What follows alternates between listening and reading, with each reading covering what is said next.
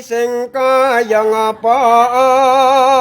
wong nyatane kelakon seprene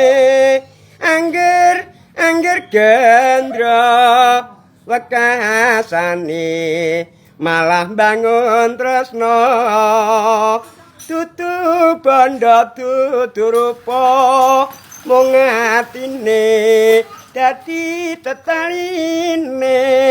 guyub rukun sedya papindane mimilan mintuna wis jamak lumrahe yen wong urip coba lan godane gedhe suprandene ora nganti dadak dadi gawe rino wengi dadi ati wong prasaja luhur bebutane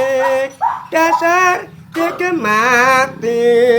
momong putra alus bebutane